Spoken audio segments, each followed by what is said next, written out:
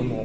అన్నయ్య, నీకు ఎంత పనున్నా ఒక్కరోజు భటుల్ని పంపించు, నువ్వు మాత్రం భోజనానికి నా ఇంటికి రా, ప్రేమతో నేను వండి పెడతానంది యమున.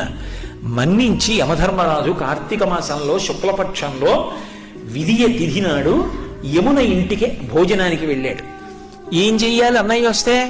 పరమ ప్రేమతో చిన్నప్పుడు అన్నయ్య ఏం తినేవాడో, ఏదంటే ఇష్టమో ఆ మాటలు చెప్తూ, కబుర్లు చెప్తూ, ఇంకొంచెం తిననయ్యా, ఇంకొంచెం తిననయ్యా అంటూ అన్నయ్యకి ప్రేమగా వడ్డించింది. తిన్నాడు. ఏం కావాలమ్మా నీకు అని అడిగాడు. మరి దేవతా సంబంధం కదూ, వరం ఇవ్వాలి.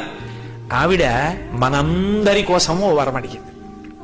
అన్నయ్య, ఇది జ్ఞాపకం పెట్టుకుని ఈ తిథి నాడు ఏ అన్నయ్యని, ఏ తమ్ముణ్ణైనా సరే, ఏ అక్క అయినా, ఏ చెల్లైనా ఇంటికి పిలిచి అన్నం పెడితే ఆ అన్నం తిన్నందుకు ఆ అన్నకి కానీ తమ్ముడికి కానీ అపమృత్యు దోషం లేకుండా చెయ్యన్నయ్యా.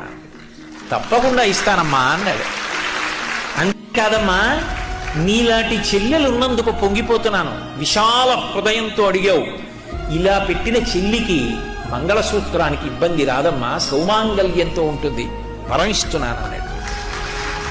యజ్ఞం చేయమన్నారా, యాగం చేయమన్నారా? ఏడాదికి ఒక్కసారి భగినీహస్త భోజనం అని తోడ పుట్టిన దాని ఇంటికి వెళ్ళి అన్నం తినమన్నారు. ఆ తిథి జ్ఞాపకం పెట్టుకుని ప్రేమగా వాళ్ళు పిలవాలి. ఆ తిథి జ్ఞాపకం పెట్టుకుని తప్పకుండా అక్క చెల్లెల ఇంటికి వెళ్ళాలి.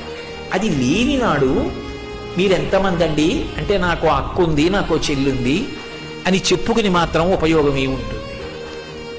ఒక్కసారి ఆ పిలుపు రావాలి, దానికోసమే వెళ్ళాలి, ఆ ప్రేమతోనే పెట్టాలి, ఆ ప్రేమతో తిని రావాలి. ఆ అనుబంధాలు మిగిలిన ప్రాణులకు లేవు.